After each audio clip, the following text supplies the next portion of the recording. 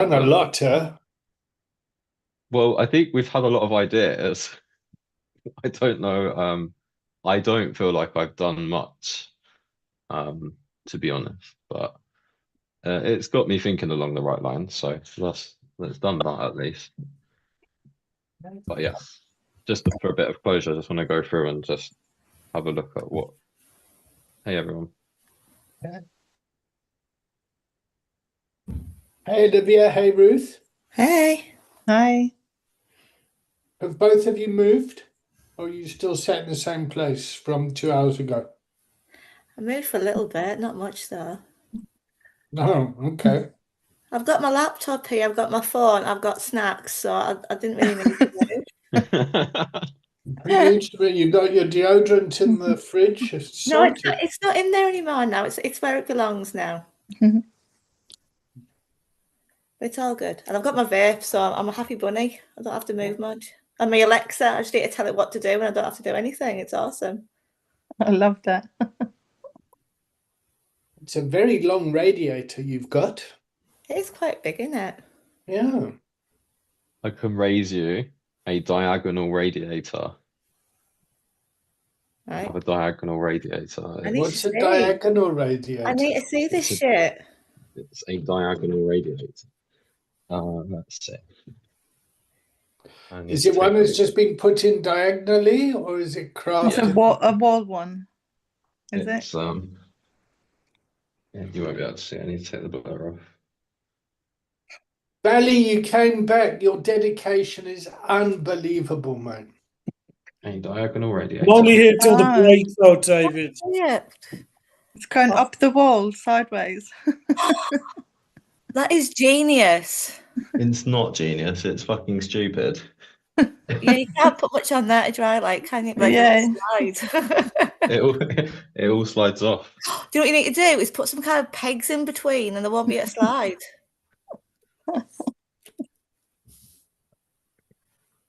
Okay, I'm not going to say that's frapping because we haven't started. So frap away, people. Don't tell me to do that because I'll frap too much. Right, it feels like Thursdays is becoming a bit of a marathon recovery coaching day. The same people are coming in the morning as the afternoon. It's great. All right, let's go. I'm checking in. I really enjoyed this morning. Yeah, it was good. I thought it was really helpful for me personally. And the organization and what we're doing. I'm feeling great. So I check in with a lot of joy. I'll tag you, Belly. Cool. Thanks, David. Yeah, enjoyed this morning. I am checking in as I don't even know how to check in. I'm good. I'm doing better than I've been. Yeah, say hello to my mates.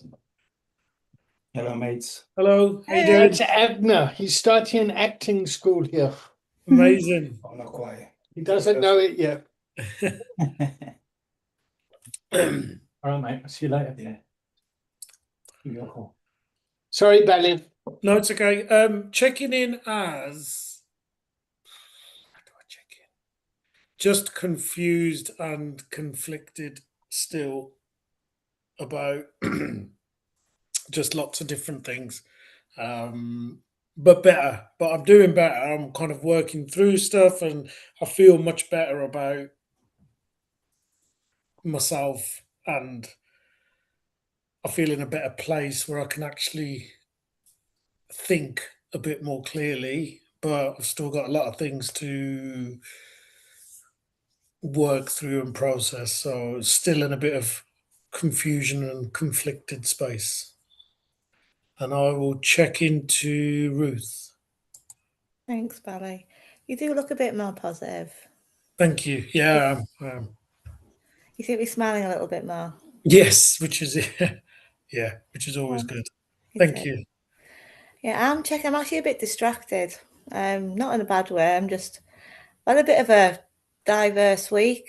Like I decided against all sensible decisions and I've tried to make something which didn't really go to plan, but I was really surprised. So yeah, just a bit distracted this week, but yeah, I'm good though. I really loved this morning. This morning was class. It was really good. I'm gonna go to Marcus. There it is. Thanks, Ruth. Yeah, I'm checking in good. I really enjoyed this morning's session, actually. I got quite a lot out of it, and yeah, it's quite invigorating. I felt like we was doing real organizational sort of thinking, which is really good. Switch my mind on. And in the break, I managed to have a conversation with a couple of people just to let them know where I'm at, because that was kind of weighing down on me. So the reaching out has started. And I've decided I'm just going to put an empty battery on my WhatsApp status to let people know where I'm at if I'm not to be contacted and I've got too much on and overwhelmed. So that's progress on from the traffic light concepts that we discussed previously. So yeah, looking forward to this session. Olivia, did you go? No, I haven't. Go on. I'm checking in good. I'm a bit inquisitive as to what happened with Bailey and his meeting that he had to go to. I think I might have missed that. Remember, Oh, you want the drama, right? I want the drama of it. Yeah, Yeah, you need I to need be to- here. I need You to- missed out. You missed out, love. Oh no! What was that? What was it? Was it good or bad? Yeah, no, you missed out. No tuning into next episode. It's gone. I've got it on rewind. Go on, Catch baby, up. tell me. It was what was expected. I just basically got a telling off for my admin being shit. Oh. That's it, really. Which is fine, but I think at that time, 2 weeks ago, I was in more of a sort of low place. So that's why I wasn't doing everything. Whereas it was an easy fix. I fixed it over the next couple of days. And I suppose since I've been in a bit more of a better place in the last week, only in the last week actually, yeah, everything's fine. It's all right. Oh, that's good.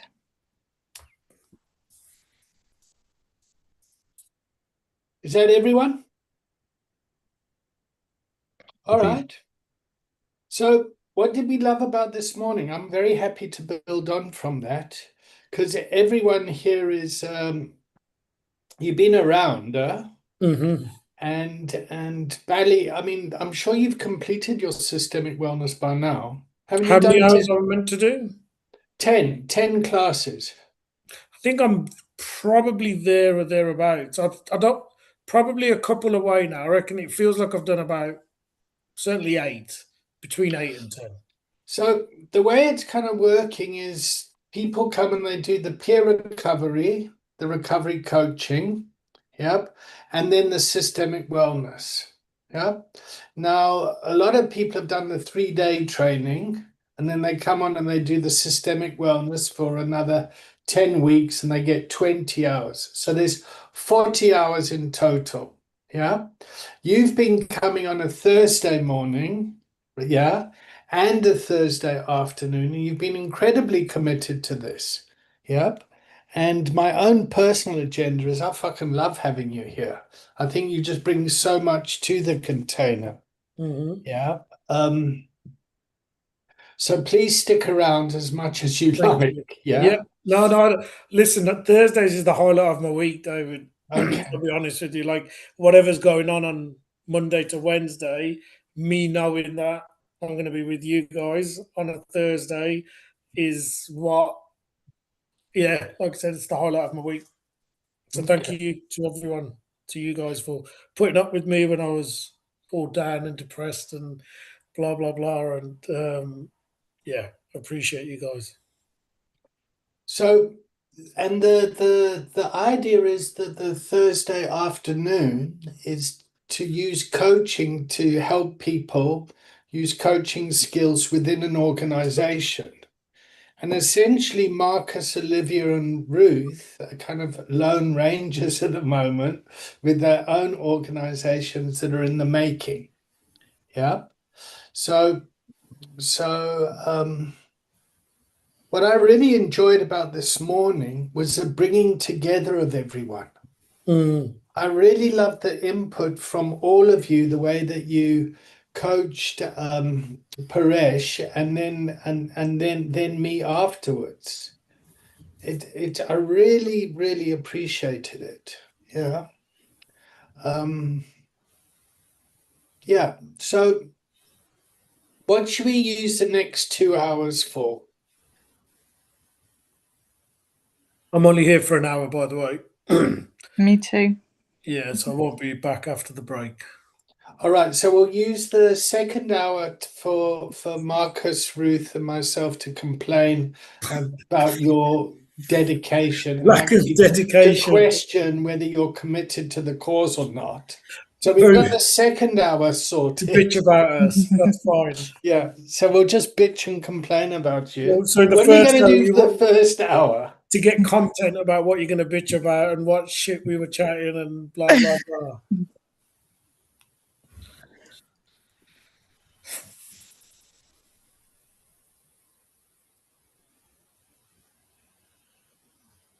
I'm really shit at being asked questions on the spot.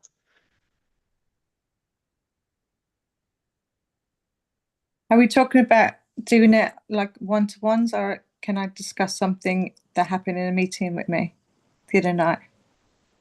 Please bring it. Please bring it. There's a guy that goes a lot to AA meetings. I've seen him around, and I think he's from Ukraine, and he's always drunk. Like the smell is just horrendous. But like that's his journey. That's like up to him. But now he's started to come into the smart groups. And the smart group is more kind of open, people kind of talk and stuff like that a lot more than the AA meetings and stuff. But he makes very kind of sexual kind of innuendos all the time. And he made one towards a woman the other day, and it really upset her because something happened to her in the past that kind of, he was like, oh, you just need a man to look after you or something like that. And that triggered her, and she just burst out crying. And then the guys were getting the ump with him. And I'm sitting there thinking, what the fuck? What am I supposed to Okay, do here? great. So this is a fantastic topic to talk about. And let's not go more into the story and the characters, just so we can keep talking about it Yeah, and bring that sense of personal protection around it. yeah, So you create a container, you have people come to the container, and in the container, there's different people at different parts of the process. Yep. And yeah, in this particular scenario, a person, male, has come to the container that is foreign, that is drunk. And he's approached a female, yeah, within that container as well, and his behavior has been judged as inappropriate. yeah, Yeah, and it's fucking gone off. And there are other men in the container that have gone and kind of aligned themselves with the female in the container. yeah, And you're fucking stuck in the middle thinking, what the fuck? yeah. Wonderful topic. I did pause it for a bit and let her kind of have her moment. Then I asked, did she want to step outside for 5-10 minutes? And she said, no, she's fine.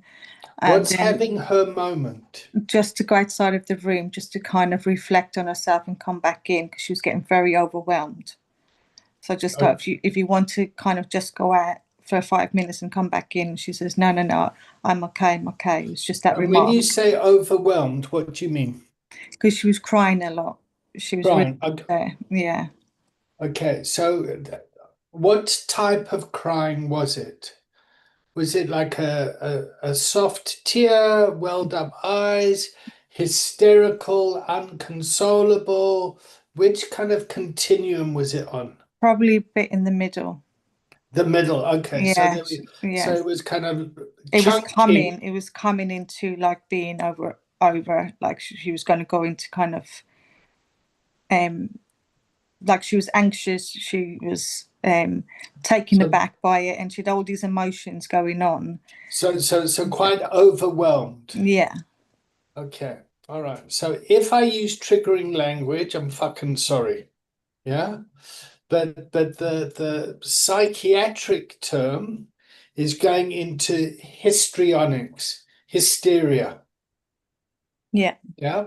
And I'm just trying to deal and just for us to have a conversation around it, because it's difficult when you're holding a container and these strong emotions come in. Yeah, especially when there's strong anger, that fucking always gets me edgy. It's like, oh fuck, I'm gonna get punched. Yeah. Or there's strong tears and sadness that goes with it. And I also feel that there needs to be a space for that thing to come up in a contained way. Yeah. And a lot of the workshops I do, that stuff comes into the room and it fucking freaks people out at times. Yeah. Ruth is smiling with a knowing face there. Yeah. So how did you handle it? So Olivia, first of all, thank you for sitting there in the storm. Yeah. Yeah, And just trying to handle it. Let's start there. I kind of just made everybody, because in smart people try to kind of talk over each other, so it was getting very out of hand like that. So I just said, like, Frap central. yeah, I was like, let's everybody take a moment. Let's like take a moment, and left it a few minutes, and then I asked her, was she okay? I said, do you want to step outside? And she said no. And I said, should we carry on with the next topic? And she said, please. So we carried on the meeting. Okay. So the container got quite heightened. Yeah. And you said, time out. Okay. Can we just kind of bring it back a bit? Yeah. Okay. How did you do that? And I'm asking the question so you become consciously competent around what you unconsciously competently did. When it happened, my head was going fuck. Yeah. You know, I was like, oh my god. And I just I remembered like what I've learned, and it's like letting her have her moment. So that was kind of going in my head. Let her acknowledge her moment, because like she's really upset. Check that she's okay, and then move forward and kind of talk about something else that's not related to that. But he did try to bring in another kind of like sexual thing again, and I just said, no, we're not doing that now. We're not doing it now. We can save that for later. Yeah, no, I'm going to speak to a key worker. He can tell you. Okay. All right. Okay. And what is it that the key worker needs to tell him? If he's going to attend meetings, to try not to be so drunk in the meetings, intoxicated. All right. So, mate, don't come to meetings pissed and fucking try and I know some of them have like 1 or 2 drinks before they come, and that's confidence building and stuff like that. But when it's like a big issue, you know, other people are kind of smelling it off him as well, you know, so it's not good for the other clients who are trying to abstain, and then he's coming in smelling it. It's like a trigger for everybody else. Yeah. It becomes difficult. Yeah. And then I mean, they're complex situations to handle. I just want to, yeah. But there is like I hold meetings, and then every so often somebody will come in. One of the workers will sit in the meeting. They don't really say anything or have any input. They just kind of sit there and observe and stuff, like supervision, I suppose. Come and take notes. Yeah, no. But afterwards, she pulled me aside and she just said, "You handled that really, really well." Yeah. You know, he needs to be spoken to. And she said, "No, I will get somebody to speak to him. I'll get his key worker to speak to him about it." So we'll see what happens next week. So you pulled in outside resources to collaborate with them. Yeah. Yeah. Okay. You paused the container. Yeah. Then what? And then I asked like something like, because we were doing emotions, how to kind of, I was kind of doing it as a, you put down the substance and that's good. Everybody does that. But now we need to start dealing with the emotions that come up. And how do you like go forward with your emotions when things show up? And like and then I was like, what's one positive thing that you've done this week? Or what's like really thing that really got you, or things like that. So that was really the kind of the meeting, that's what it was about. So then obviously emotions were coming up. It was an emotional topic. And then kind of it got a little bit out of control. Scarier. Yeah, like when the lady called me back afterwards and she said, no, you did fine, don't worry about it, you did absolutely fine. And then others come up, they always kind of come up and like shake my hand, like to say, thank you very much, Olivia. And I'm just like, okay, I'll see you next week. But Okay, good for yeah, you. and then at the end of it, I said, like, what's one emotion that everybody's going to take with them home today? And kind of they all went around, and yeah, it was a good meeting, apart from that little bit that happened. But I think I handled it okay. What would you like from us? Just how other people would handle that situation. So I usually hide my fear around humor and inappropriate language. Yeah, we get that. I think we've all know that, David. But Marcus? I've got a few things. So this person who was the disruptor was did what was there an improvement on how he left the room? Did he pick up or engage He with anything at apologized. all? He Okay. apologized to her. Oh, that's good. So he apologized. Yeah, I'm sorry, can I Yeah. take you out to dinner?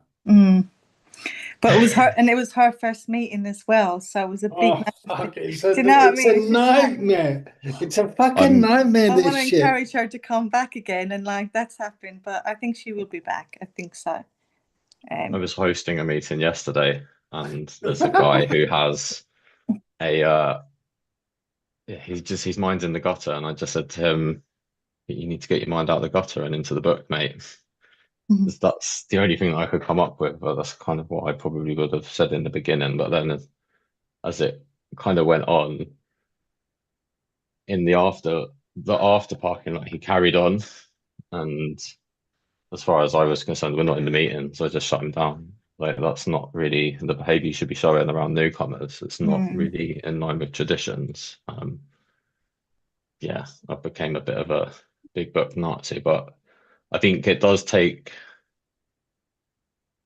Personally, I'm not criticizing you, but personally, I think as a facilitator, that's a skill set to build on, is to challenge the conflict, but also as you get more confident with that, you've actually got to a responsibility and the space to point out that actually that's not socially acceptable and it's borderline harassment. And if you carry on, it's going to become illegal.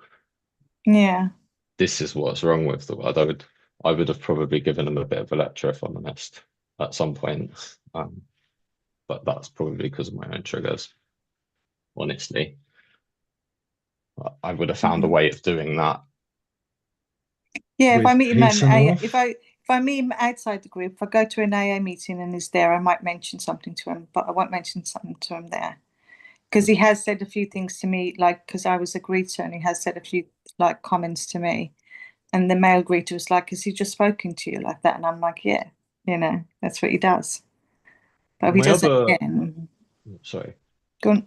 My other thing is the other member of staff. So they are not your client base. You are just a outside facilitator coming in. So what is that member of staff actually there for? Like just for numbers, so that you're just not on your own? Like, do they? Yeah, I think it's just for the numbers, because normally two people will hold a small group.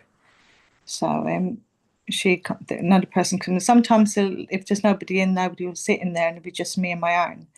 But if there's somebody in there that's working late on a Tuesday, they might pop in. And some of them just like to pop in because they haven't done smart before and they just want to see what the smart group is like, that kind of thing. They've no obligation to be at the group. No, or not? Okay. no. I'm sure, like, if I didn't handle it, she probably would have took control. Yeah, no, that's what I was yeah, thinking. Like, if they have yeah, a member of staff sat in on all, yeah. I like, think is if I that not didn't part of handle it her? right, she would have stepped in. Yeah, If you didn't handle it right. yeah, Yeah.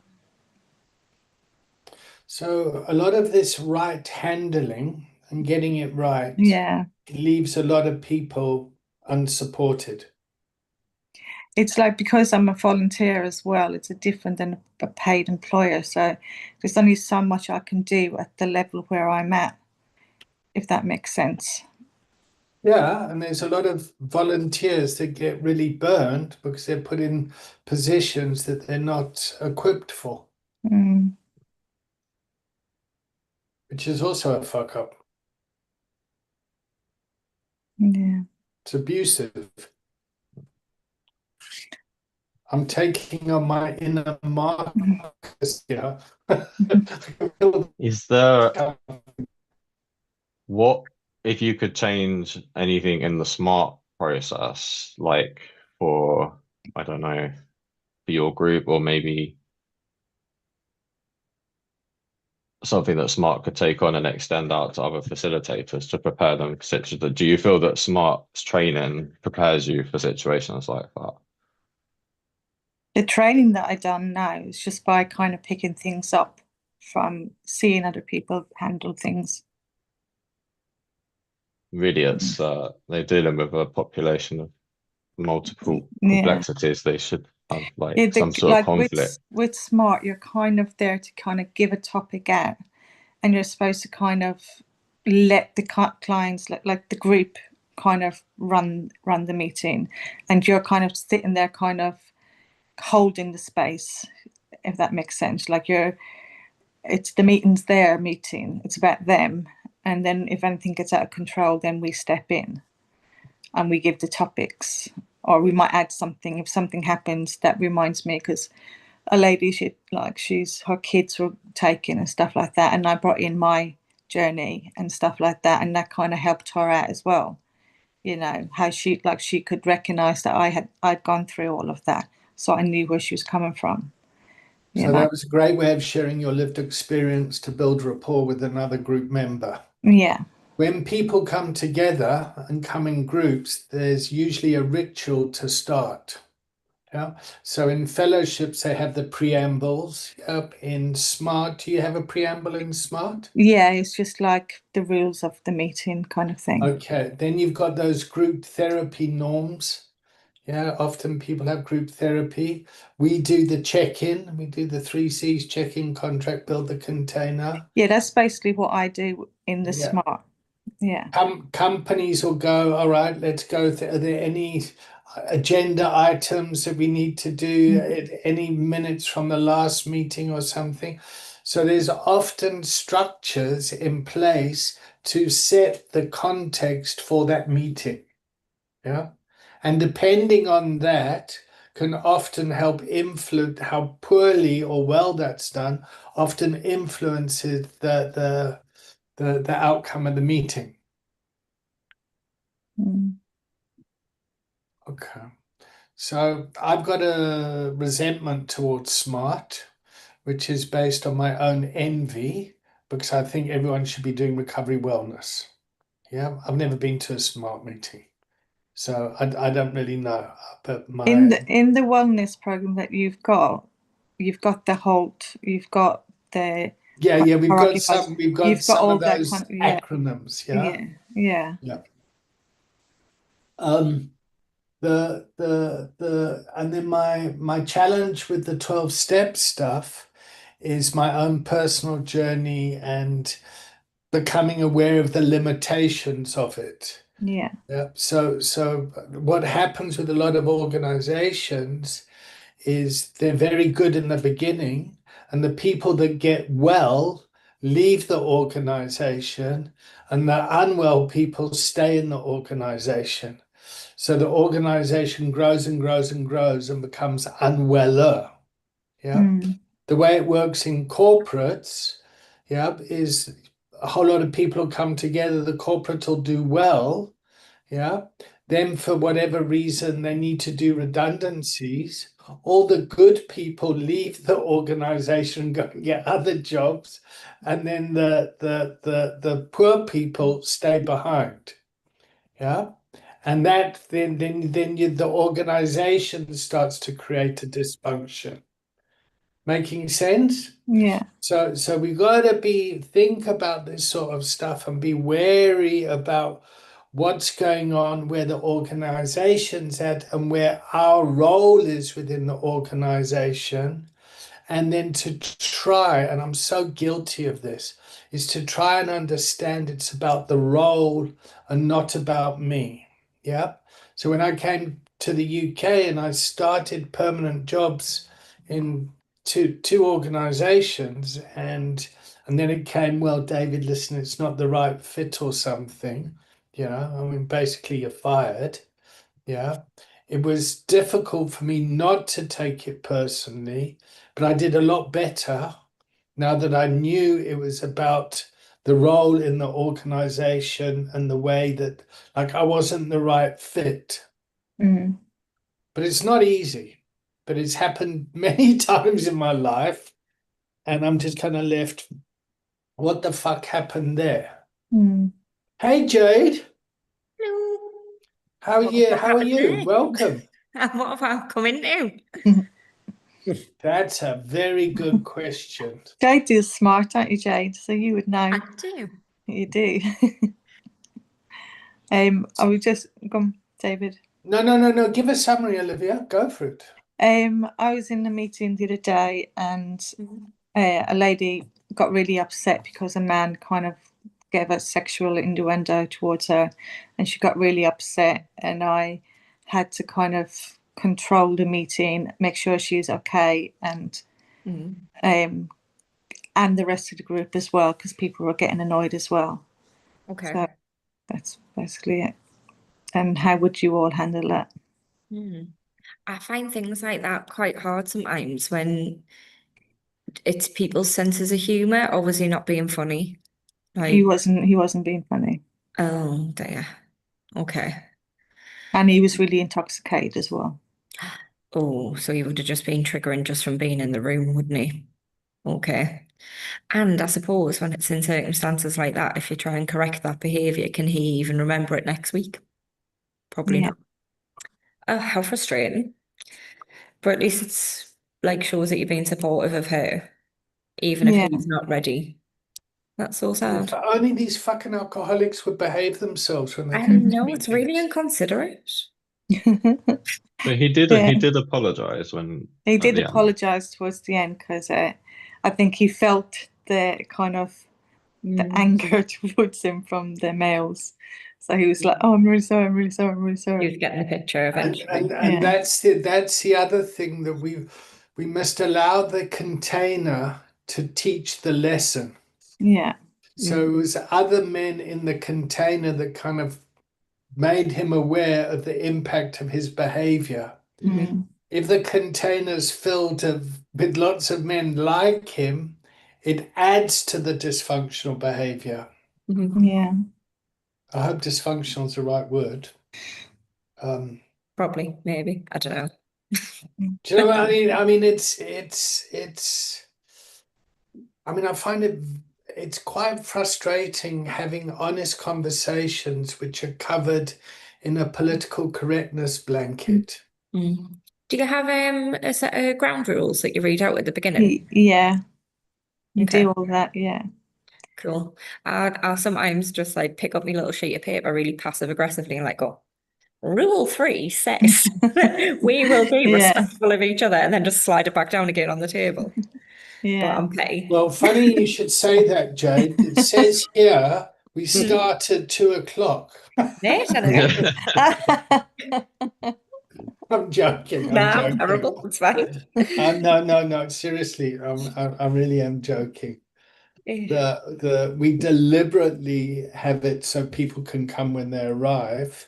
It's designed that way to bring more inclusivity and diversity and understanding to people in the container that are being impacted by mental health and substance use disorder. I mean, it's a hilarious reason why I'm late, if you'd like to know why. Go on then. So the door handle on the inside of the kitchen door fell off, trapping Mel, one of our ambassadors, inside. So I had to try and work out how to get her out of the kitchen. Or she was stuck. You got locked in the kitchen? I was outside the kitchen, thankfully, but that meant that the ambassador was inside the kitchen, holding Oh, the you're handle locking them up of the now. door. I know. And I just sort of looked and went, oh, bugger. Okay. So I had to run around and find a handyman and a screwdriver and try and deal with that. Never Yeah, mind. well, don't make your problems our problems. You must Sorry. play better. Oh dear. That was my South African army accent. That was very good. Was it? Thanks. Yeah. Don't give me problems, give me solutions. My solution was a screwdriver and panic.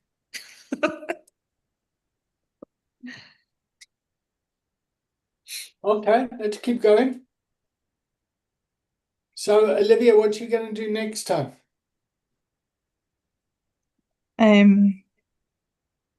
I do understand that he's like really unwell, so I have to be kind of give him some sort of tolerance, maybe. I don't know, it's a little bit of kind of letting him. He's got so much going on in his head, he doesn't know how to kind of get things out. So probably kind of coach him to kind of say things in different ways. What do you need, Olivia? What do I need? I need a drink. No, I'm joking. I do that to my kids all the time, and they go, "Mom." I'm so pleased you did that. No, I'm okay. I'm fine. I'm good. No. So I was in a container on Sunday where basically the message was it was me and 3 other women and 2 other blokes. And the message was rape never happened before the colonizers.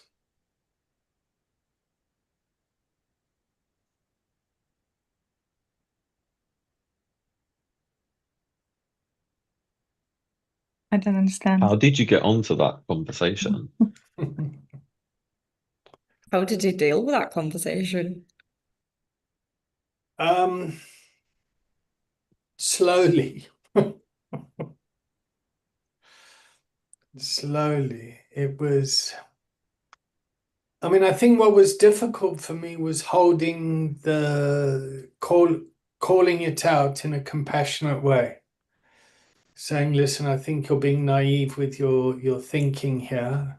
This sort of stuff has been around for many, many years. Mm. And just understanding how the statement would trigger the particularly the females in the room. Yeah. And it was difficult. It was difficult holding the line and being compassionate to the naivety of the statement. Yeah. Holding accountability around that, and then giving the space for people to learn from it. But it's not easy. Yeah. And especially when we're dealing with such traumatized population. Did people with opinions like that really want to learn from it, though, or were they quite set in their ways? Did you get like a bit of pushback from them? So people wouldn't be in the container if they didn't want to learn. Yeah. And afterwards, a person said that they weren't going to come back. And I said, well, that's okay. You're more than welcome to. Yeah. And the person decided to come back a couple days later. So which I think is a great thing, you know. And when the person came back, there was a humility of like, oh, okay, I want to learn more. Yeah. There wasn't the confrontation or like, yeah, I'm right, I'm right, I'm right, I'm right. You lot are right. You know, some people can get very hooked into that narrative and stay with it. I find it quite hard to challenge people sometimes when they're like that. It's incredibly hard when people have concrete thinking Yeah. around this is the way it is. Mhm. I always have this saying in mind when it comes to situations like that, and that's when stupidity speaks, intelligence listens, and Oh, right then. just let it play out like you were saying. And what do you do when intelligent people say stupid things? Laugh. Laugh, listen, I don't know. I mean, I've said something stupid in myself in one of the containers and the wellness recovery program, and I went away afterwards. I even as immediately as I said it, I was like, "What? How What did we the end up fuck are there? you go? Oh, Like why?" I basically said that I just went off on a tangent and went down two avenues at the same time. I was like, LGBT is a mental health issue. And I was like, no, no, it's not, Marcus. You're going to offend so many people. is that what you said? I said, I believe that it's like a manifestation of mental health, but that's not what I was trying to get at. Like, there's Okay, a so correlate, this is there's a, exactly what happened for this person. They made a statement that was kind of like, fuck. Mm. They felt incredibly misunderstood and wanted to try and justify it. Yeah. Once the bomb's gone off. Mm. So what did you do, Marcus? Thank you so much for bringing this here. um, I just immediately I went into overdrive. I was looking at everyone as I was trying to read the room, like, have I offended anyone? I was trying to find my way to sort of come back in and correct myself, and I just kind of accepted Did you offend yourself? I just accepted the grace that was given to me in the room and just kind of just like just stop digging. Um, but yeah, kind of I was like I was a little bit disgusted with myself. But then what can I do? Like my brain is wired a certain way. Things are going to fall out where they're not meant to. I can't help that.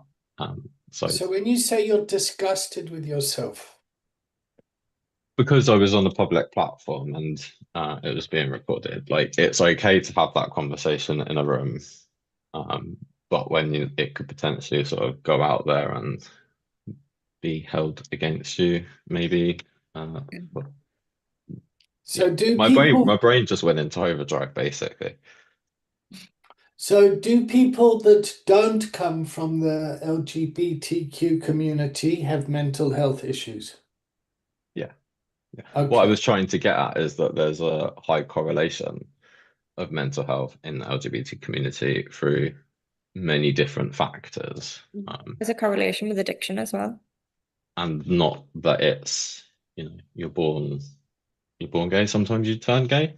I don't know, like I'm not a scientist in that, and I'm digging the hole already. I'm just gonna back away from it. I'm not a But professional is where I'm not a professional on those topics, but my you are a gay experiences. man. Yeah. I So don't so I I don't would know think, myself. I don't know myself, David, whether it was the hen or the egg that came first. I cannot tell you. yeah, so I mean I'm not a gay man. Yeah, so when you talk about your sexual orientation and you say you're not a professional, I would go, fuck, yes you are. You're a professional gay. Okay, I mean I'm not studied on The I mental can health like feel my context. anxiety rising here. It's like, oh fuck, here's a topic. Mm. But these are conversations that need to be had, because Exactly. these are the conversations that harbor the stigma that actually harm people. So unless you can dig holes and wriggle out of them and actually come to the conclusion that is uh, educational, I suppose, that brings awareness about it, then yeah. And it is Pride Month, isn't it? So there's been a lot of things about the LGBTQ community at the minute. Because I know we've had flags and stuff around our way that have been burnt and people ripping down posters and things like that. It's not been very nice. Whereabouts are you? Are you in Middlesbrough? Gateshead, Okay, so just next to Newcastle. okay. So when people say like, oh, it's pointless, they don't have a straight month and all that sort of stuff, it's like, you're kind of proving that it is still necessary by being very unaccepting of it. So it's not good. What's the feeling in the container? I feel a little bit edgy. Yeah. Belly, how are you feeling? Fine. Okay. Yeah. Olivia? I'm thinking, does the mental health side come into it because of all the How are you stigma? feeling? How are you feeling? Oh, sorry. That was just in my head. Yeah, I'm okay. I'm fine. I'm just listening. Ruth? Yeah, I'm good. Just fell down a bit of a rabbit hole. Sorry, just we're talking about stuff. So I'm good. Just curious. Jade? I've only been here 30 seconds, really. I'm sorry I come in late. So I'm That's fine. fine. Marcus? I'm okay. I put it out there as an example, and it's an example, so I feel okay about it. I don't stand by the hole that I dug myself back in that conversation. So another thing, I mean, when it comes to talking about these kind of diversity topics, yeah, I mean, I guess on some level I kind of outed you there. I can't remember whether you've spoken about your sexual That's it. orientation in this I'm group. writing to the new director. This doesn't stand, David. Honestly, I'm fine. I'm as open about all of my life experiences. If people are curious, if people want to stumble into conversations and dig themselves into holes and work their way out of it, like Okay. it's a bit like my recovery. I recover out loud in that sense. But no, you haven't outed me. So, but Okay, you're so right. so You could yeah, offend someone else. They're not. yeah, but me and you are okay so far. We're okay. Yeah, we're Yeah, fine. okay, cool. All right. So let's keep going down this courageous conversation a bit, if you're all right. So Yeah. the other night in a group you said that uh LGBTQ stuff is related to mental health. Is that what you said? So So, how it actually came out, yeah. which was an error for the record and YouTube and the one viewer. For the record, I said that LGBT is a mental health, alluding to as it was a mental health issue. And that's not what I meant to say. But what I meant to So say what was are you trying to say? that there's a correlation between there's a complexity when it comes to sexual orientation and mental health. And you're right in what you said earlier that straight people have mental health. So actually, you could argue that it's nothing to do with your sexual orientation. But obviously, I think I know myself that it's definitely played a part in my mental health. But what I didn't want to say is that my mental health caused me to be gay, which is kind of how it came across. Oh, And okay. that it was a mental health disorder to be gay. Like it's a Okay. All right. So we do live in a heteronormative society. Yeah? Mhm. Like people that are straight, Are you allowed to use the word straight? I was like, fuck it, I'm going to use it. But people, you don't have to kind of come out and say, like, you know, Olivia, when did you first come out as straight? When I was born. I don't know. Do you know what I mean? So Yeah. so there's never that dilemma growing up. Yeah, it's just like, oh fuck, I got a girlfriend or I got a boyfriend, yeah. And it's kind of when I got to realize that, I got a better fucking understanding of how I don't know what that's like. Yeah. And I became aware of my own internalized homophobia. Does that make sense? Mhm. Yeah. It's the same with race. Yeah. I would often look at black people to make me feel okay. Yeah. And to kind of work out my race stuff. Okay, Marcus, I'm in a hole digging here. I need you to come and help me now. No, what do you mean by you look to? No, I'm joking. I know I didn't Uh, understand that at all. What do you mean? Like, what you would look at them for guidance or? So often I would look at black people and say, listen, am I being racist? Oh, okay. So Yeah. asking for Yeah, like, so I actually, or looking at women and say, fuck, am I being offensive? Am I being sexist or something? They go, oh, yeah, no, you're not, or oh, you are. But actually, you know, I so can you were work just it checking out for me. in. Does that make sense? Yeah. Yeah. so I have several gay friends at the moment who are voting reform, and I don't want to get too political, but I'm like, No, let's go where there. Let's go there. where is the fucking logic in that? Like, it's fascism that oppressed. It's that fascist kind of mindset that oppressed you in the first place, and now you want to jump on the wagon just because you want to get rid of immigrants.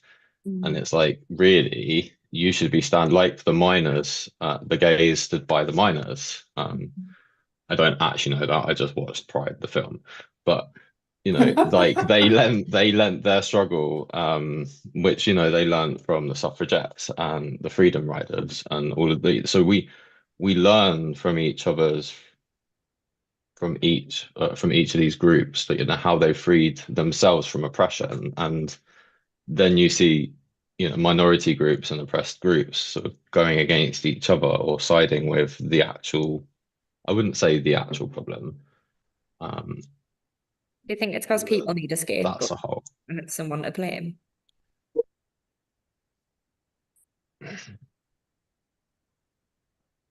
I don't. I think it's something that it's probably very well studied in a university setting, and it's yet to get down into the mainstream. And the conversations that we're having.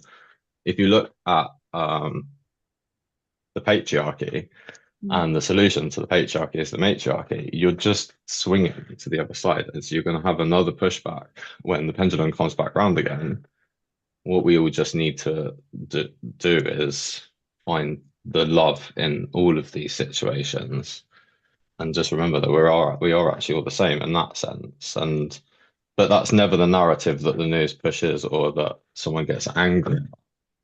So I struggle to try and get to the bottom of that. Like, why can't you just use love? Like, to me, it's just idiocy. It's like, why would you want to fight someone? But then, you know, that's made up of lots of.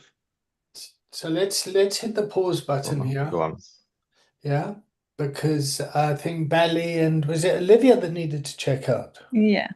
Yeah. Okay. So I just want to acknowledge how you're not dedicated to the cause and that you're going off to do your own thing. It's fine. I'm doing young people's. I'm not interested in your feeble excuses. Just check out and I've be got done another with your Zoom stuff. meeting to go on to. Oh. No, seriously. How are you checking out, Olivia? Good. All good with me. I'd like to stay on and know what Marcus is talking about, but You can watch the other half of the YouTube recording. I might actually like it. Bally? Yeah, I'm checking it out. Good. It was good conversation. I'm shame I won't be here for the afternoon session. But yeah, all good. I'll tag in Jade. I'm sorry I was late. Yeah, but it's all good. No, really appreciate it, and I feel like brave conversations like that need to be had. So it's good. It's a good space to be in. Okay, so we'll take a 5-minute break. Yeah, and then we'll come back. See you next week. And good luck to South Africa tonight, David. We're rooting for you against Oh, Mexico in the opening game of the World. fuck, are they playing? Oh God, I'm such a The opening game of the World Cup, Mexico, South Africa tonight. really Mhm. Kick off, isn't it? It's on telly from 6:15. What time's the match on? Bafana Match Bafana. Okay, starts at 8 today. There you go. Jesus, they're fucking straight in the deep end, eh? Poor blokes. I know, in the Azteca. But yeah, Right. good luck to them. I'll be I'm rooting for them. going. Right, see you later. See you, Thank Yeah, you. Rose. yeah, bye, Thanks, Valerie. buddy. See you next week. Bye. Bye. I'm All glad we're not right. having this conversation on TikTok. Huh? So I'm glad we're not having this conversation on like TikTok. Why? Because honest, the carnage that would ensue, the opinions that come up in the box on topics like this, Oh, dear. it's hard. So before the reason we're having this conversation is so that we can hold robust containers. Mm. Yeah. So you guys are coming here for systemic wellness, and these conversations need to be had in lived experienced organizations, because any organizations that suppress this stuff is bad for business. Yeah. Okay, I'll see you all in 5 minutes. I hope.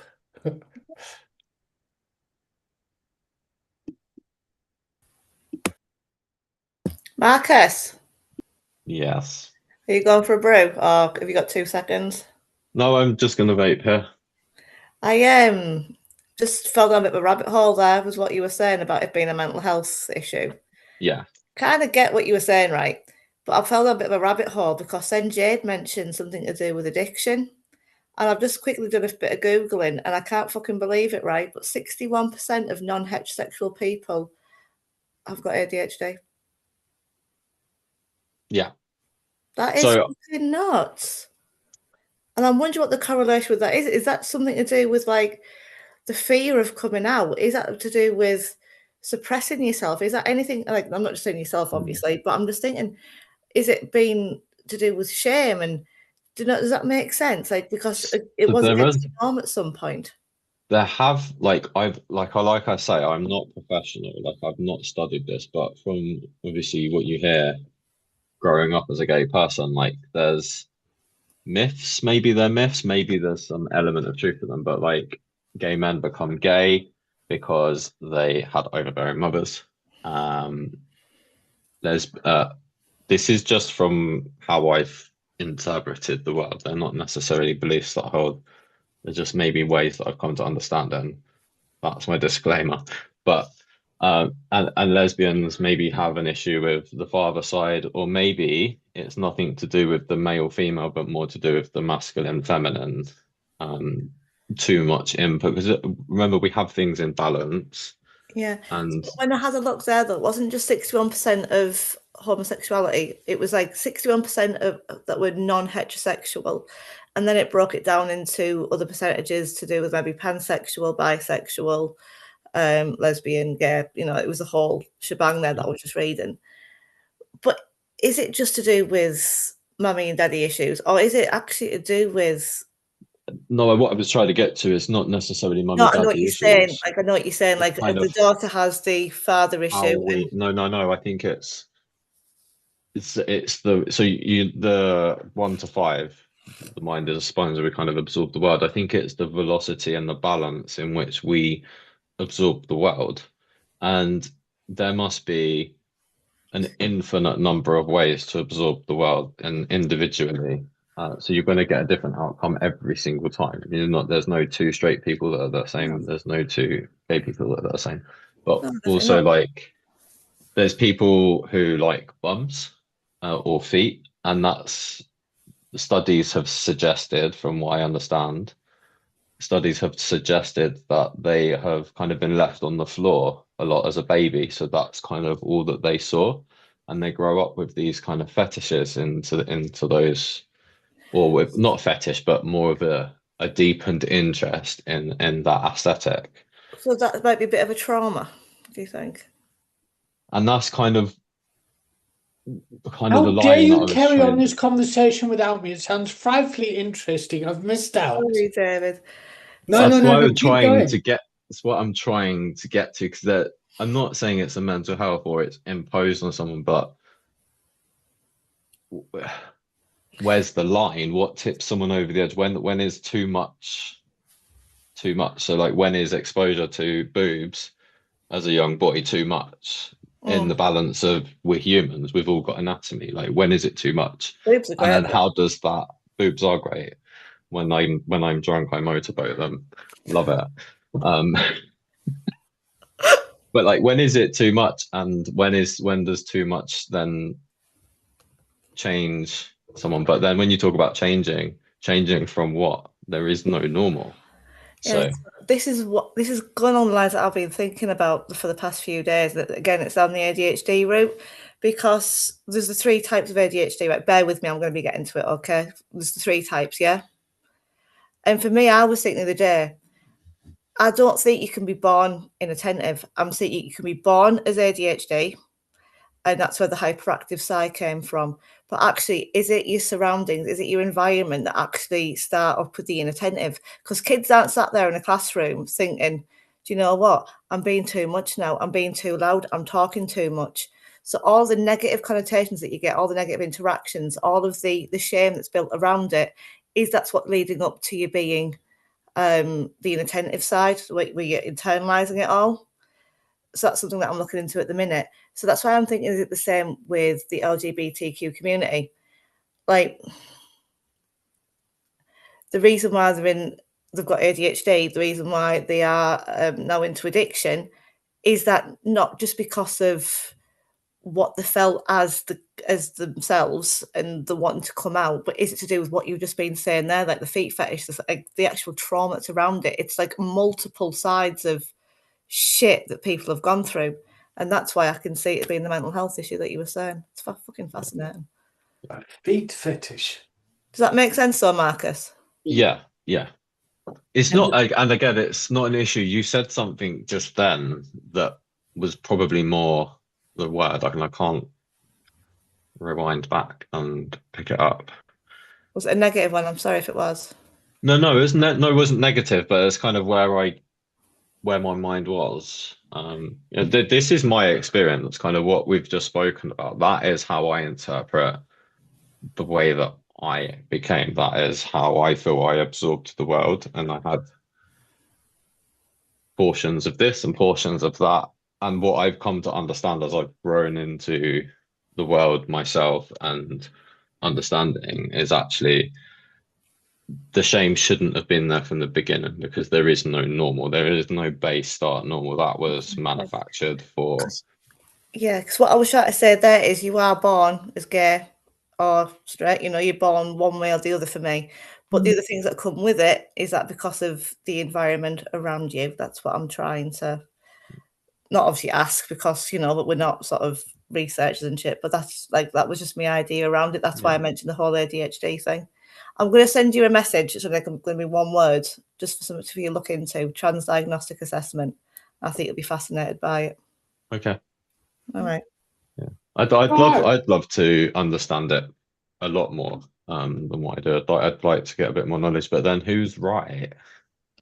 I'm right, and I'm in charge of this container. So will you all check in and behave yourselves? I'm joking. David checking in with joy. Marcus, I'll take you. Yeah, I'm checking in impassioned and in. It's lovely to see. Ruth, Yeah, I'm dandy. Thank you. also passionate. You also didn't take a break. You Marcus, Jane, Yeah. are you checking in? I feel like I've missed something. What happened? No. Just had to jimmy the door open to make a cup of tea with me bloody screwdriver, and now I've no idea what's going on. Okay. Well, Or- should I just explain what quickly happened, David? Is that all right? Yeah, just before we do that, this is Mm. the systemic wellness practitioner part of the training. We're Mm. here to learn about coaching and using the coaching skill set to develop organizations. Yeah, we've built a container, and the container holds the topic that comes up. And that's kind of where we're at. Yeah. So, and I will always kind of recontract and go back to the beginning just to kind of get bearings when things can go a bit off. So this isn't therapy. Yep. This isn't a TikTok fucking slagging match. This is a classroom environment where we're talking about, I would say, diversity and sexual orientation and mental health. Yeah, and I think it's a very important skill set for people to have, and I think it's very important to practice these environments in real life. Mhm. Yeah, as opposed to here's a PowerPoint presentation. So please, Ruth, over to you. Thank you for letting me jump in. It's okay. So obviously we were speaking there about the LGBTQ plus community, and Marcus mistakenly said it was like a mental health issue. Mm. You obviously mentioned something to do with addiction as well. Yeah. So me being ADHD and knowing there's a big link between ADHD and addiction, I was like, oh fuck, right, I'm gonna have a little look about that because I wasn't fully aware. So I Yeah. quickly looked at it, and then I could see where Marcus was coming from, Mhm. because obviously ADHD is neurological. Yeah. So I was looking into the percentages of the LGBTQ community with ADHD, and then into addiction. Mm-hmm. And it said 61% of non-heterosexual people are ADHD, which So I know that 40% of people who are LGBT, so if you are LGBTQ, whatever, you're 40% more likely to end up with a substance misuse problem and being yeah, addicted. 40% more likely. yeah, I've just been looking into that, and I've also been looking into something called trans diagnostic assessment recently, which Yeah. is all about not just labeling somebody as one thing. It's Mhm. looking at the environment and everything else that's ever happened to these people. So not like saying what is wrong with you, but what has happened to you to actually make you present in the way that you're presenting. Yeah. So it's about, with ADHD, you're not just ADHD, you've got the RSD with it, you've got everything that goes with ADHD, but what has caused those things? Yeah. That's why I was kind of saying to Marcus that I understood exactly what he was trying to say, Mhm. because of, the stigma that's attached to addiction, to being LGBTQ plus. That's all only been very recently been very much welcomed as the norm. Mm. And also with addiction and neurodiversity, there's quite a bit of stigma around that, where people's, oh, everyone's a bit ADHD, everyone's a bit autistic. Fuck off, no, you're not. Yeah. So yeah, I just quickly looked into it and we had a bit of a conversation. That was I think it's when you were saying, Marcus, that like one doesn't cause the other. That's absolutely fine. I think the word that I would use would be there's a correlation. So you can see that if it were on a graph, like the higher up you're on one side, it would do that and it would curve upwards. So it doesn't mean that one causes the other, but you can see this makes this more likely. Mm. So it's a more bit of a like ACEs percentage for gain. grown-ups, isn't it? Yeah. It's Yeah. just it's a The percentage. ACEs are very basic in that sense. Like Yeah. it's a basic view, a very narrow data set, and actually we since I guess they started using that, like we understand Mhm. the world a lot more. So So when you probably just say ACEs, you're talking about adverse childhood experience. Yeah. Okay. yeah. So that's a bit like the lens that I was looking through, in the sense that like it's how you absorb the world from in those years that you like, was it up to the age of 5 where your brain's just a sponge and you just absorb. Yeah. I've got this diagnostic assessment there, so I just need to shut it off, otherwise it's gonna distract me. Fascinating. Do you want to share the screen? I don't know. I'll let Well, let's Ruth, just do because a she knows what it's check-in. about. Let's just see where we're all at. Yeah. So I check in. I'm enjoying this conversation. I'll take Jade. I find it really interesting. I love the correlation between different things and how it, like, I just like numbers in that capacity. I'm a nerd. I'm so sorry. It's like, I know it's not the most interesting topic, but yeah, I'm really enjoying it. So thank you. Marcus? Yeah, I'm enjoying it. I'm probably more of a psychological, like knock-on effect, cause and effect, like what leads to the what creates this. But so yeah, I'm over explaining again. Ruth? I'm good. I'm passionate. Just I'm really intrigued, and finding new links all the time is just absolutely. It baffles my head, but it gives me inspiration. It gives me more motivation to do what I'm doing. So yeah, I'm good. And Marcus, have you ever seen the Butterfly Effect? Speaking of cause and effect. Such a good film. I watched it once, probably when I was high, so I need to give that a rewatch. I did watch V for Vendetta. Oh, did you? What did you think of it? I've seen it before. I loved it. I was just like, Oh. yes. I watch that every bonfire night. Okay, good. Mm. And The Matrix, Marcus? I love The Matrix. It's Fight just Club? too many of them. I haven't seen Fight Club. There you go, my Marcus. God. There's your homework. So I don't know if you can see it, but I've got the Fight Club bar of soap tattooed on the inside of my arm. Oh, Okay. Fucking love Fight Club. Like, it's just the best thing since sliced bread. Oh, okay. sorry, that was very distracting. No, not at all. So it's talking about that brought for me a sense of ease into the container. You're breaking up, David. Yeah. Talking about that brought a sense of ease into the container. Oh, okay. Yeah, talking about the films and the coming up. Okay. So let's carry on. Let's carry on with this conversation. Marcus, how are you doing? I'm okay. I think we was going to look at the diagnostic assessment, but I think it's pointless me talking about it. Ruth brought it up, and maybe you might feel comfortable just explaining. Yeah. I kind of did a little bit. I kind of just said it's all about looking at, rather than just labeling somebody with one diagnosis, is looking at the causes and what's actually happened to that person to be presenting in the way that they are. So like, again, I'll give the ADHD example, your ADHD. But with the other things that goes with it, your anxiety, your RSD, your What distractions, does RSD stand for? rejection sensitivity dysphoria. Okay, thank you. Have you not heard of that one before? No, I just Right. understand it as words, but RSD, like, it could have been R2D2 or just. Oh yeah, I get that. Sorry. I'm just getting Everything's it an on acronym. Google. So it's like an extreme emotional response to real or perceived rejection, criticism, or failure.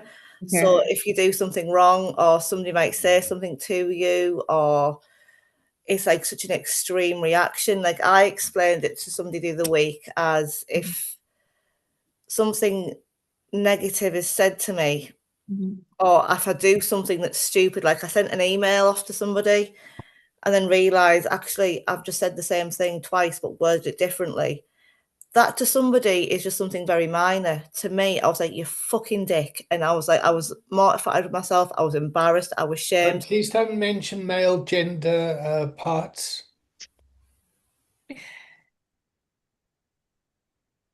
I'm joking, Ruth. I just got taken aback there. I was just referring to myself as being a knobhead. You know what I mean? It's just my seriously, Ruth. I was joking. No, it's fine. You I just was talking. Then I got It's all right. It's good. You derailed her train, David. That was Huh? almost. Say that again. I did fuck it up. Sorry, I should never have said that. Please You carry on. derailed her ADHD train, David. Yeah, that's what it was. I'm not offended in the slightest, by the way. So did the person who you sent the email to even notice that it was just like repetitive? They didn't mention anything, no, which was So cool. it was just all in your But like to me, though, conception of it. yeah, so like RSD, I explained it as it's every single negative comment or interaction that you've ever had over your entire life, and you feel every single emotion at once, like anger, frustration, shame, embarrassment. But yet physically, it's like an inner anxiety. Like to the outside world, like people can't even see if I'm having an RSD episode, like, and I'm sat there. The only time they will realize that I'm having it is if they speak to me, and I'll snap and I'll be really grumpy and just leave me alone, like, or I'll shout. It's like a very internalized feeling. It's quite scary. It's quite weird. But yeah, that's basically how I can summarize RSD. But I imagine if someone done something that was a bit daft to you, you wouldn't treat them in that way. No. But that's only because this is what I'm trying to explain about transdiagnostic assessment. Because why am I like that? Or what has happened to make me be like that? Got you. Yeah. So even though you wouldn't ever, it's not like a blanket thing. It's not that you think that everyone who repeats themselves is an knobhead. No, absolutely. But Yeah. because I've done it and I realise my error, I've done something wrong. Oh, it's almost like self-punishment then. Kind of, yeah, but it's because like for years when you're undiagnosed as ADHD, you don't understand it. You're getting all this negativity aimed at you, like you're too distracted, you're too much. Just stop doing that. Jesus, just shut the fuck up for 1 minute. It's not an Olympic sport. Every single negativity, it does have that impact on you, especially over 40, 21 years. I am 21. Over all that many years of getting negativity. What's the benefit of this for an organization? What, the knowledge of like what I've just learned there from Ruth? So often people's pathology is actually good for an organization. I was just about to say, it's funny how there are too many labels in the world, and I think they can be used in the wrong way. People can be pathologized, but actually, where those labels matter and who those labels matter to, whether behavior it relates to inside someone, like I absolutely get rejection sensitivity disorder, and it's not just a moment that someone has.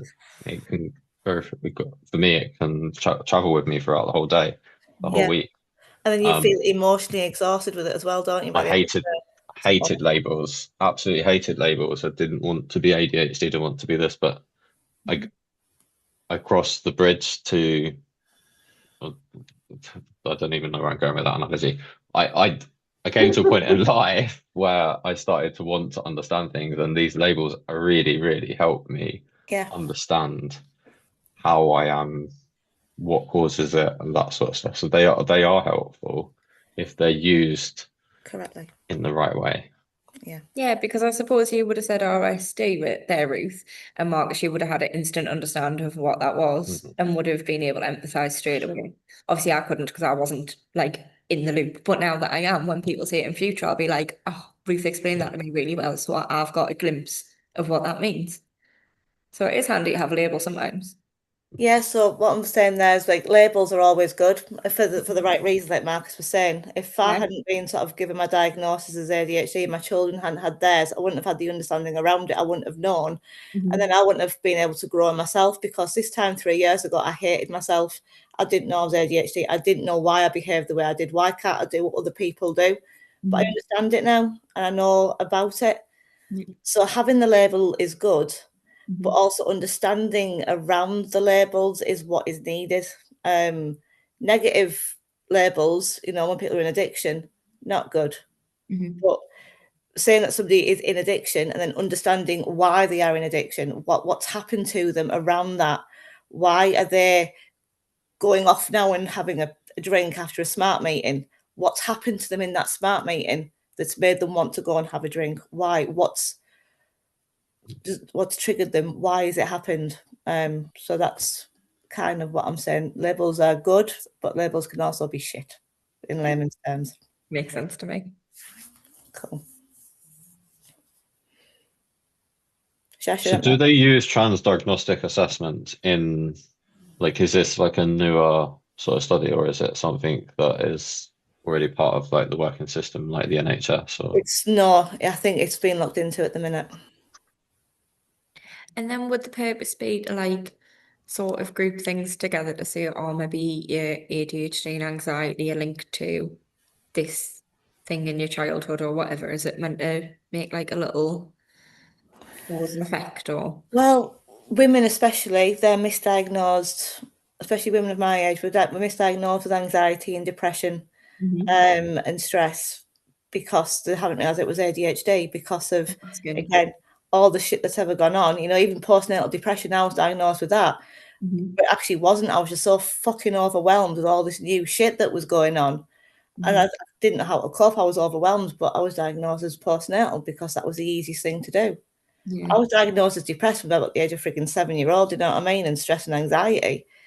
But nobody actually realised that I actually had ADHD until I was fucking 41, which, you know, so yeah, there's a lots of different things, and it's why are you feeling that way? What's actually happening in your life to make you feel that way rather than just sort of saying you're depressed? So it's like root causes. Yeah, pretty much. Oh, I like that. Because I feel like if you don't deal with the root cause of stuff, you're not really dealing with the thing, are you? So back to the purpose of this container. Sorry. No, it's great. Systemic wellness practitioner. You're working in an organization that has all sorts of people with lived experience, that have all sorts of different diagnostics, labels, experiences. There's a lot of what's the word? People are able to articulate it in a way. Yeah. So there's lots of insight. People have lots of personal insight. How do you, as practitioners, align it for the organizational good? so how would you use? I probably completely got distracted. So how would we use this topic of Chand's? So just to give you an example, when I started the rehab, the label around was you're an addict or I'm an addict, and that's how I am. And everyone went to 12-step meetings, and the message was every time, who is an addict? Most of us do not have to think twice. We know our whole life and thinking was centered around addiction, one form or another. The getting, using, blah blah blah blah blah. And when it came to running the rehab, the staff there, who were a lot of them were my sponsees, would often throw that label of oh, well, I'm just an addict, that's why I can't do the paperwork, or I can't do this and that. And then I found myself in a position where I felt like I was being manipulated by them throwing out their label. When actually you're fucking here to do a job. Yep. You're here for other people who are sick. You're well, do your job. Yep. If you want to become a patient, then go and become a patient. But you can't be a patient at this facility. And I wish I had that clarity 20 years ago that I've got now. So were they using the term like I'm an addict as an excuse almost to get out? It's so you guys, you're in a role in an organization. You're responsible for the culture of the organization. You can see and understand both sides. Yeah, like most organizations fucking avoid this stuff and go, it's a fucking HR issue and it's an employee wellness issue. And if it gets too bad, send them to the NHS. They don't confront it and say, how can we address this? How can we be inclusive? How can we, And there's a lot of pressure now to close down diversity, equity, and inclusion. It's like the pendulum swinging the other way now. And I think Marx is absolutely right. The sweet spot is in the middle. Yeah, and that's where the money is. That's where the profit is. That's where the recovery capital is. That's like, it makes fucking business sense. But to tell old white straight guys that, they don't fucking want to know. They don't want to fucking, oh no, this is like fucking, this is how we live. All this is the. So on looking at that trans diagnostic assessment, I think that it's a tool that organizations could look at implementing during a triage process. So when you're taking people in to an organization that's going to help them with their social complex multiple disadvantages, I'll just say as that. My brain is flagging. But I think that's its place. It's at the front door of an organization. Yeah, so you got your front door of the organization of people that are coming in to make use of the organization, yeah, or hospital or whatever, and people would be triaged. But for people that are working in the organization, that are employed, there's a very different, they're getting paid to do a job, to fulfill a role. But if they're not looked after themselves, they're not going to be able to do that role properly, are they? Well, this is what I'm trying to get from you, Ruth, and your wisdom, yeah, and your experience, because your passion is to bring awareness around neurodiversity in the workplace. Yeah. Yeah, and you're just kind of waking up, and you're explaining to me, and now I'm kind of going, oh, I'm just fucking bonkers, and I've been undiagnosed, and I've been like that for ages. Why didn't anyone tell me? I just think what we need to do is just have that awareness around it. Just fucking humanity, isn't it? And understanding that everyone's different. Everyone reacts things differently. Why are people reacting the way they are? What's actually gone on? How can we support these people? These people have been taken on to do a job because in their interview they performed well. They know what they're fucking doing. We've took them on for a reason. So we can get the absolute utmost out of them, or the utmost out of them. Let's see how we can support for a them. second, fuck everyone else. It's like, how can you support me? And how can I support you? Well, Like, what needs to happen in our own household? Well, the employee is going to be supporting the employer if they're feeling supported and looked after. That's how you're going to get your productivity out of the worker or the employee or the people who are supporting. They're going to be able to do their job. If I'm a recovery coach, I'm a nurse, I'm a doctor, and I'm struggling because my needs aren't met at work, I'm not going to do my job properly. I'm not going to be supporting people that I'm supposed to be because I'm not supported myself. I get it. So I think it's not just like, neurodiversity people, it's everybody. Everybody should be supported adequately and properly. And then, like I say, if people aren't, that's when you get people going on long-term sick with stress and all the rest of it. And then the rest of your workers are now put under more pressure because there's one less person there. The job load's spread out. You've had to pick up, Marcus's work or whoever's, and it builds a bit of resentment in your office and your team. It's just a snowball effect. It's massive. Yeah. And then Great. So now you've got to manage this environment where there's this brewing resentment that happens. Yeah. Okay. Keep going. then things like maybe targets aren't being met. Your KPIs. Yeah, because productivity isn't being done, then that's going to bring a bit of disrepute onto the organisation because, well, actually they can't do that properly, so we're going to go and use somebody fucking else because they're shit. The staff's always on the sick or they're not doing what they're telling me they're going to do. So just by having that awareness and that understanding and changing things ever so, sorry, that's my medication alarm, just changing things ever so slightly for people, it could make a massive fucking difference to every organisation. So what needs to be changed here? Right here amongst us. I actually don't think anything needs to be changed right here. Everything here is fine and dandy, but the wanting to learn and understand, if you don't know something, just like what Jade did, ask and gladly explain it. I was going to say the thing that needs to change is knowledge, but I suppose you can't know that you don't know something, because I did not know what RSD stood for.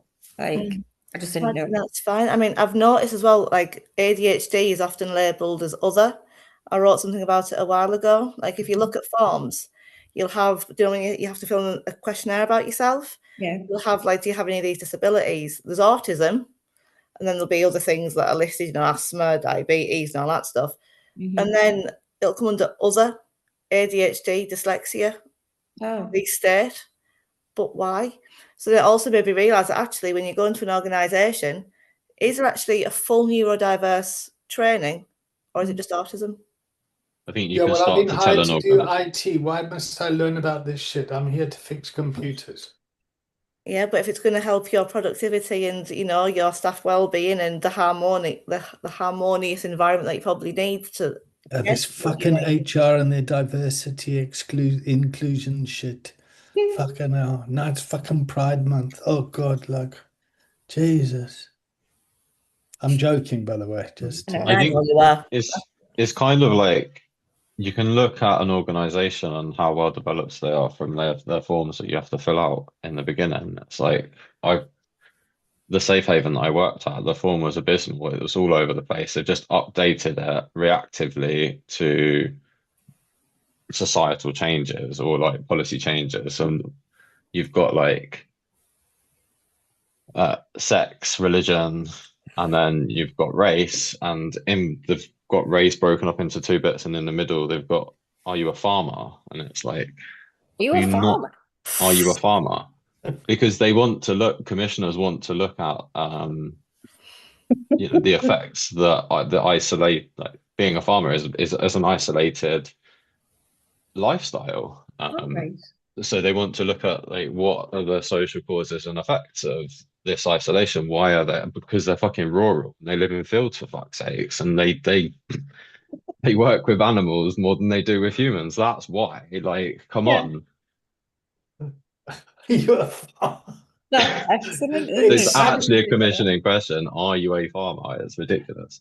So when Wow. I went to services fucking 2 years ago, whenever it was, the admission form was 27 pages. Oh my God, I get so bored halfway through. Well, not only that, but the questions they were asking were so fucking triggering. Then I went to social housing, supported living, and they asked me the same stuff again. I just burst into tears because it's just like, oh my God, I'm hearing you. Just filling out the paperwork is traumatic. That's wild, isn't it? See, and just by saying what you've said there, it Oh, takes my mind down the I stopped funding it now. digital ID makes sense because if you can have all of this information stored in one thing and you just hand it over, that saves all that trauma and storytelling. Someone can just scan it and look it up. It makes sense, but then I don't agree with it at all in another way. Do you know what I mean? Oh, you fucking bipolar ADHD gay people. Don't get me Honestly, started. there's no keeping you lot happy, you bloody activists. Honestly, I swear. Terrible. I love you, Marcus. Try living with this. No, I was going to say, It mate, is tiring well, sometimes. I do actually. I think. Yeah, that was a bit of a yeah. Okay. I'm so pleased that we can sit here and just try and hash this stuff out, even if it is to just keep talking. And I'm getting passionate, and there are people out here hearing. I'm just thinking, I wonder what they think about me saying this. I've got the thing. Oh, how are we doing? It's 15:34. Is everyone here in the UK? Mhm. Yeah, okay. What's the case manager bot about? Hey. What is the case manager bot about? Oh, funny you should say that. Where's the picture? Oh, David, I'm sad. Where's the picture gone? I can't see it. Oh, I hid it so that where am I? Can I share this? Oh. Let's see.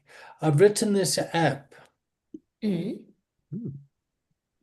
And it's literally to deal with this sort of stuff. This sort of stuff? What we're Complex talking about. conversations. Huh? Complex conversations. Complex conversations and getting all the role players involved. Yeah. So people can record a session and you can get all the relevant people in the meeting at the same time. So the case manager, recovery coach, psychiatrist, psychologist, social worker, GP, blah, blah, blah. So they all contribute to this. And then the relevant person can get to cover their speciality. So I've created this bot that I've launched that comes in, and I'm just testing it with you guys. Sorry, I should have disclosed that maybe. It's mad. But typically to address this sort of stuff, and I'm getting this wisdom just by working with you guys. So like I really believe technology can improve treatment outcomes specifically for this sort of stuff. But I'm not going to take your data and go and fucking try and sell you Walker's crisps or something. So I just want to get my head around it. So if so Jade's the client, Ruth is the psychologist, you're the doctor, and I'm the admissions person. I'm getting Jade in. So I sit and have a conversation with Jade on a meeting, and that's running in the background, and then she progresses through. So when it comes to case management, yep, somebody who's being managed or case coordination, you want to get all the different role players in place, talking and moving in the right direction. Yeah. So that's what the case management tool's about. To move away from this siloed, well, you can't get housing until you give a clean urine test. You can't give a clean urine test because you haven't got housing. So the bot is the bot the multiple members of staff in one? Or say Ruth is the psychologist. Does her information that Ruth writes up on Jade feed into the bot inside Jade's case? So what I'm doing with this is taking our meeting transcript and then to disseminate that data to the relevant role players. That's look, it's under development. I'm just playing with it at the moment. No, I'm. But one of the biggest challenges is the paperwork, particularly for people with lived experience who are fucking dyslexic like me. Filling out the forms and all that stuff. Now I'm feeling like I've done something wrong. I'm just trying to understand. I'm not quite I get the gist of it. I get but I don't understand like how the different role players come into it. Like, does each member of staff have this deployable in their role capacity? So say I meet with Jade as admissions, we have the conversation or we fill out the form, I load it onto the system, that's the admissions team's entry, and then Jade then goes along to you for an assessment with like an actual doctor, and then your information and notes that feeds in. So then when Ruth comes to sit down and have a psychology session with Jade, she has a much more succinct overview. She doesn't have to ask Jade, what did admissions say? And that's kind of what I was trying to figure out in my head. Hello, what's your name? What's your name? Honey. Would you like to check in? Is that how school been today? No. No. Okay. No. Oh, you're like my son goes, oh, well, stop that rubbish. So it's kind of my thinking behind that app. I went to the multiple disadvantage conference, and they're talking about how do you design a system that is unified but individual to each organization. And I've got this idea that in Surrey we deploy something called Surrey One Connect, where everyone feeds into this thing. They may have their own system. It might just be that you build something on the back of the system that feeds into an anonymized data pool. And now we're getting into like the realm of that horrible tech company that's trying to get into the NHS. Do you know what I mean? Like, there's got to be a data pool, or somewhere where we all live information-wise in order for us not to have to tell our story again. And this is what I can't get my head around. All these organizations are like, we don't want people to tell their story again. And it's like, well, The how are NHS you is going to do diabolical that? for that. So How are different. you going to do that? Sorry, I'm getting passionate. No, I'm with you, Marcus. So I'm fiddling around trying to come up with solutions exactly for that. Good. Different hospitals and different trusts will use different like software. I don't know another Yeah, word. that's absolutely right. So in the hospital I was in, we used something called CareFlow, one that was 15 mile down the road, used EMIS. So if a patient went there was no beds and we were more specialised in the problem, they would go through A&E, triage, all the rest of it, back in an ambulance, blue lighted us, and then have to do everything and all the paperwork and all the admission again because their system wouldn't talk to our system. So every single form would have to be filled in a second time. And it was like, And how much do you think that costs? in time, a ridiculous amount. Like in money, I have no idea. I couldn't even begin to fathom. But that could take hours and hours worth of work.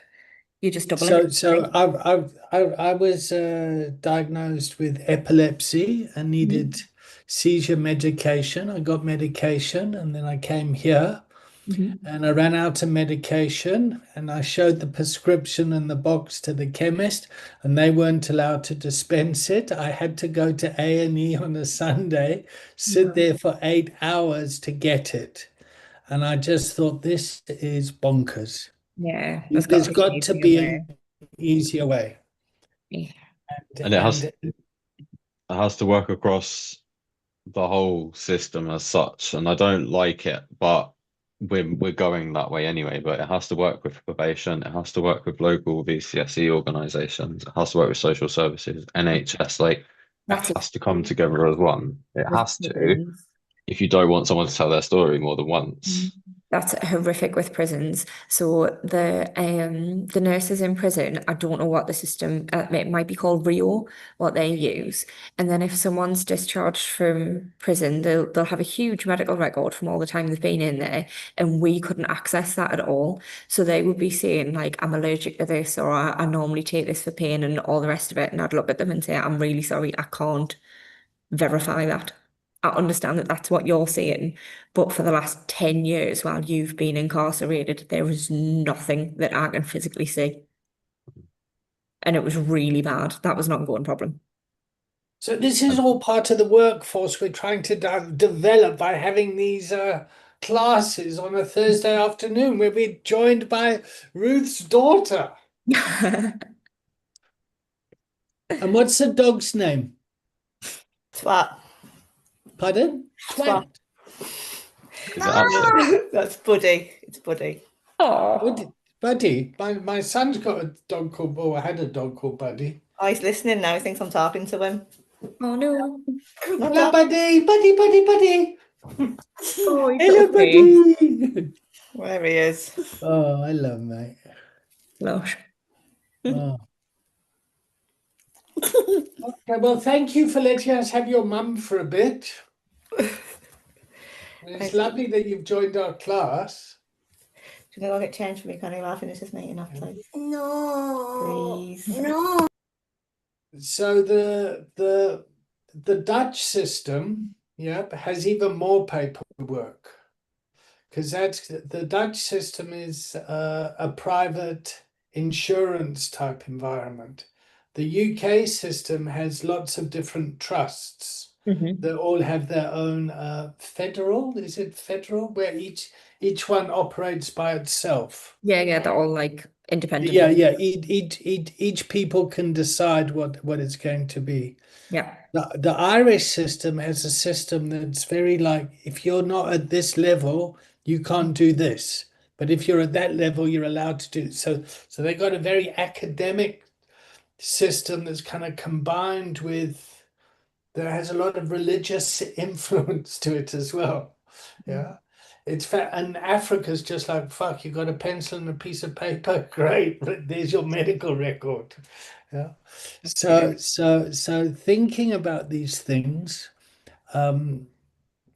I mean, it's a lovely problem to try and solve, but using things like mobile phones, AI, this sort of interaction, capturing the data, recording the YouTube videos, all that sort of stuff gives us a great body of evidence, lots of transcripts that we can use and actually, oh, okay, this is working, this isn't working. Yeah, and then aligning it with our training. So I'm If there getting were a a bit universal excited, thing for but medical records, like overnight, if they all decided to use real or EMIS, the amount of time and money that would be saved would be insane. But hence, I think we've appointed the right director. I get like the big company that the NHS is that we're trying to fight out of the NHS. Like the ethics behind it's wrong. They just shouldn't be allowed to have a hold of the data. But I agree with everything that's behind it. And like whoever succeeds, like if Palantir get taken out of the NHS, whoever gets that contract is going to be mega fucking rich. oh god, yeah. Like, Where do we have to go, Marcus? Who do we have to suck up to? Who do we have to bring into a container? well, this one we need to revert to protest tactics, and there'll be some bonfire night activities involved. Okay, I think it's time to close the container. Yeah, I feel much more comfortable talking about sexual orientation and race than fucking bonfire nights. Easy. All right. So listen, what's your takeaway today, guys? What have you learned? Has this been helpful this past 2 hours? I learned what RSD means. Great. ODS? Sorry. RSD. Yeah, sorry. It's all right. My takeaway is the pathological what Ruth trans Diagnostic assessment. it's the one. It's there on my screen. I just can't read it. I'm going to Google that. Go look into that a bit more. Enjoy. I think it's a rabbit hole. I love rabbit holes. Don't tell me about rabbit holes. I fall down them all the time. Oh. I've learned today that 61% of non-heterosexual people have ADHD. So, and the addiction link, it's fascinating shit. And 40% of non-heterosexual people are more likely to have addiction as well. So yeah, there you go. It's nice to get an insight into what you're actually doing with the data, because the way you hold these containers, it's actually quite genius. I don't know if anyone's ever told you, David. Like you hold we're learning how to be coaches, but you're getting so much more out of the containers and what you're doing with that information. I just hope you get it in the right place and you succeed with what you're trying to do, because I don't know why, but I feel like all of us are on the same wavelength in that sense. You're able to articulate it in a way. I think we all play our part in articulating the information that's coming out of it, actually. So, to my credit, I have been trying to do this for 30 years. Yeah. And after 20 years, I realized fucking nobody's coming. I better do it myself. And yeah, so that suddenly made me feel quite sad, because it's actually been incredibly lonely. But wasn't for you though, David, the world wouldn't be as well, I think, especially up in the northeast, you are being incredible. You teach people how to treat people, especially those in addiction, and it wouldn't be anywhere near as the rates wouldn't be anywhere as lower as they are because of you. well, You're a legend. I mean, I do have a part to play. A massive part. Don't damn yourself. You're an absolute fucking legend. Oh, thanks. Yeah, so that's yeah, I've had a great day today. I really have had a great day. And Yeah, and I'm always open to feedback, and I love talking about this stuff. So Marcus, when you said, "Oh, what's that bot about?" It's like, "Oh yeah, let me show you." Da, da, da, da. And then there's an anxiety that goes, "Oh fuck, I haven't asked people permission. I've just gone and done it. Am I going to get into trouble?" So yeah. I think it's that level of trust, though. We know what you're doing. We know you wouldn't do anything untoward, so we see something like that and it's like, yeah, it's cool. David's got something going on. We trust it. So the way the bot works is it's connected to a free Google account, yeah, which gets the emails.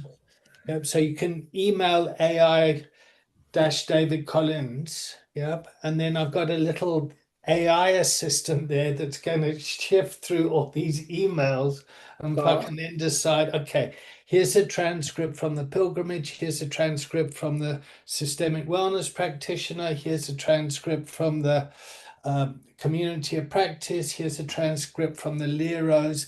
This is the topics that have come up. And it's the same for the people that are doing the master classes that are holding the classes online.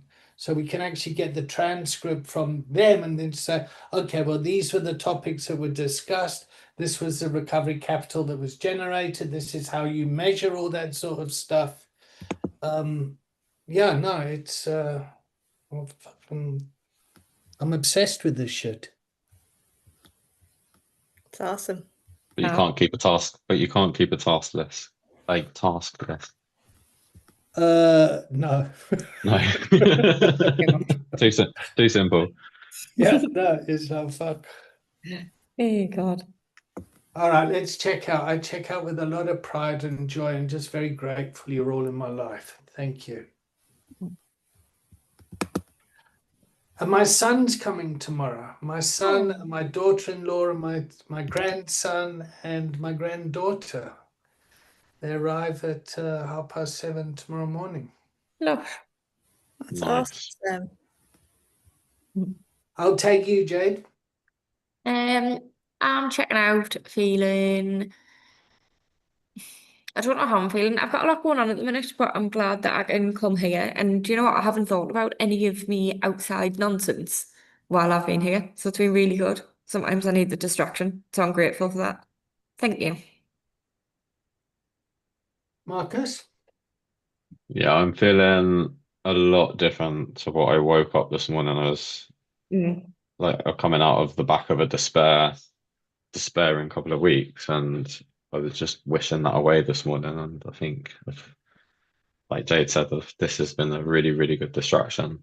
Yeah. And it's not doom scrolling, it's actually something that's productive. So I'm going to switch off tonight, and that's it. Socially, I'm just going to have a bath, wind down, and end it on a good note.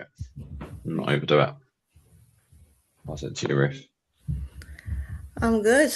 I don't think I'm going to be as deep as you two because my brain's like overloaded. But I've loved every minute of today. It's been fantastic. So thank you everybody for being awesome. Have a great evening.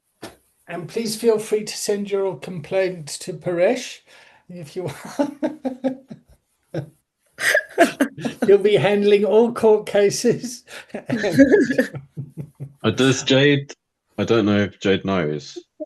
What?